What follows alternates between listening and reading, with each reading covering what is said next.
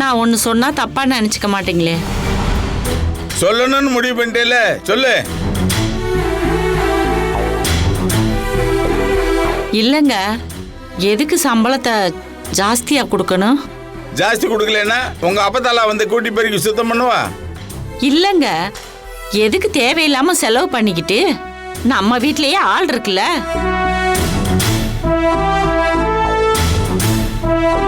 என்ன சொல்ற? ஆமாங்க, இதோ இவ வீட்ல தின்னுட்டு தின்னுட்டு சும்மா தானே இருக்கா.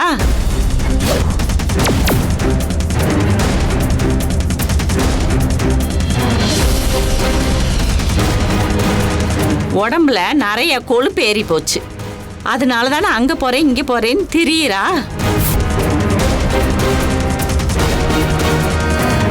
நானும் ஏதோ பொம்பளை பிள்ளைன்னு நினைச்சு பாவன் விட்டதுக்கு இவளுக்கு எவ்வளவு தைரியம் இருந்தா டீ கடையில போய் நிப்பா.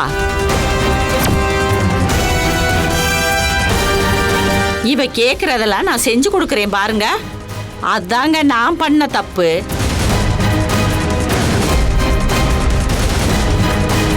ஏங்க, உங்களை மாதிரி நானும் கண்டிப்போட இருந்திருந்தா அது வேணும் இது வேணும்னு கேட்டிருக்க மாட்டால.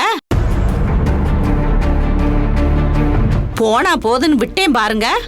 அதான் எனக்கு அதை செய்ய இதை செய்யன்னு வந்து கேட்டுக்கிட்டு திமிரா வந்து நிக்கிறா.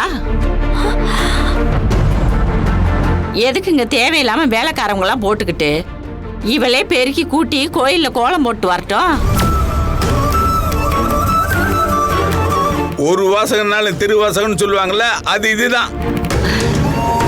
உன் வாழ்க்கையிலே இன்னைக்கு தான் முதல் நாளா உன் வாயை திறந்து நல்ல வார்த்தையா பேசியிருக்க. இப்போவாது உன் மரமண்டைக்கு புத்தி வந்து தொலைஞ்சே, அது வரைக்கும் சந்தோஷம். நிஜமாவே இப்பதாங்க எனக்கு புரியுது. பொம்பளை பிள்ளைங்களை கண்டிச்சுதான் வளர்க்கணும். அதுங்க இஷ்டத்துக்கு விட்டோம்னா மனசுக்கு பிடிச்சதெல்லாம் கேட்க தானே செய்யுங்க.